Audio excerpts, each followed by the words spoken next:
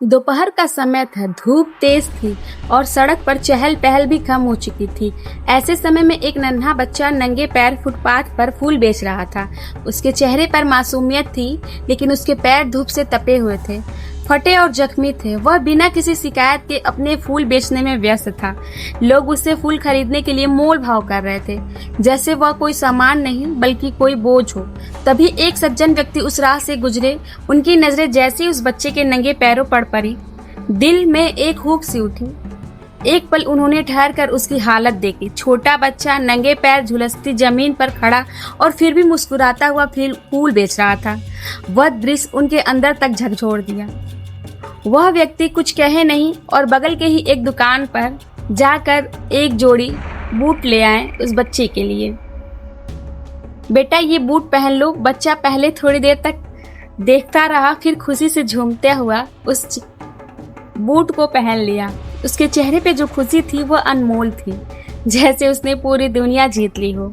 जूते पहनते ही वो आदमी का हाथ पकड़कर मासूमियत से बोला, आप भगवान हो ना? वो सज्जन थोड़े झेप उठे। उन्होंने मुस्कुराकर, नहीं बेटा, मैं भगवान नहीं हूँ।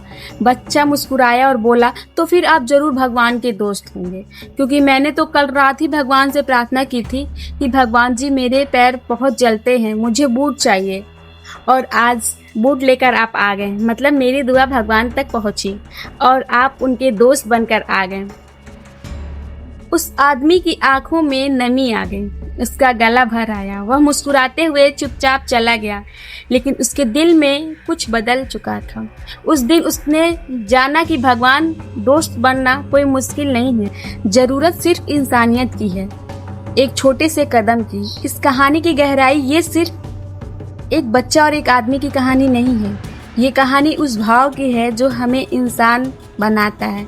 ये उस रिश्ते की बात है जो इंसान और इंसानियत के बीच की बात होती है। जब कोई मदद करता है बिना किसी स्वार्थ के, तो वो सिर्फ एक अच्छा इंसान नहीं बल्कि ईश्वर का स्वरूप होता है। बच्चे की मासूमियत, उस बच्चे ने भगवान से बूट नहीं मांगे क्योंकि वो फैशन नहीं चाहता था, उसने सिर्फ एक जरूरत रखी थी। उसके पैर में छाले थे, जमीन जल रही थी और चलना मुश्किल हो गया था। उसने किसी से कुछ नहीं कहा, सिर्फ भगवान से बात की, अपने अंदाज में, अपनी भाषा में। वो भाषा सच्ची थी, भावनाओं से भरी हुई थी। सज्जन की संवेदनशीलता आज की दुनिया में, जहां लोग अपने काम में इतने व्यस्त हैं कि आसपास क्या हो रहा है किसी को कोई फर्क नहीं पड़ता, वो इस व्यक्ति ने उस बच्चे की तकलीफ को महसूस किया। वह सिर्फ देखकर चला नहीं गया, उसने कुछ किया। उसने एक ऐसा काम किया जिससे वो उस बच्चे की पूरी दुनिया ही बदल गई। भगवान का दोस्त बनना, अक्सर लोग कहते हैं कि भगवान तो मंदिर में रहते हैं, पूजा पाठ से मिलते हैं, लेकिन इस कहानी ने दिखाया कि भगवान का दोस्त बनना कितना आसान है। बस किसी की सच्चे दिल से मदद कर दी। इस कहानी में कुदरत के दो ही रास्ते हैं, दे कर जाओ या छोड़ कर जाओ। साथ लेकर जाने की कोई व्यवस्था नहीं है। आप इस दुनिया से सिर्फ खाली हाथ ही जाएंगे, कोई कुछ भी लेकर नहीं जाएगा, जो है सो यहीं पर है। लेकिन हमारे कर्म, हमारे द्वारा की गई अच्छाइयाँ, हमारी संवेदनाएं, यही हमारे लिए अमर बनाती है। यह कहानी क्यों जरूरी था? आज की दुनिया में हम हर रोज सोशल मीडिया पर फोटो डालते हैं, स्टेटस डालते हैं, लिखते हैं busy life, work pressure, no time जैसे बहाने। लेकिन क्या हम किसी की आंखों में देख पाए हैं कि वो क्या कह रहा है?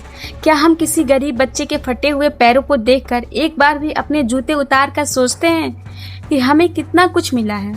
इस दुनिया में सच्ची खुशी देने में है, लेने में नहीं। लेकिन किसी और के लिए पूरी कायनात है ये दो जोड़ी के जूते। अंत में इस कहानी से हम यही संदेश आपको देना चाहते हैं कि हर दिन कोशिश करो किसी की दुआ में शामिल होने की। जब कोई आपको भगवान का दोस्त कहे तो समझिए आप सही रास्ते पर हैं। आपके पास बहुत कुछ है जो किसी और की जरूरत बन सकता है। वो जरूरत आपकी थोड़ी सी इंसानियत से पूरी हो सकती है। अगर आप ये सोचते हैं तो आप अकेले ही एक अच्छे रास्ते पर चल रहे हैं। दुनिया में हर कोई बड़ा बनना चाहता है, पैसा, शोहरत, नाम, लेकिन सबसे बड़ा वो है जो किसी की दुआ में शामिल होता है। भगवान की दोस्ती पाने के लिए किसी मंदिर की जरूरत नहीं है, बस एक सच्चे दिल से और एक छोटे से नेक इरादे की जरूरत है। क्योंकि कुदरत के दो ही रास्ते बनाए गए हैं, देकर जाओ या छोड़ कर जाओ।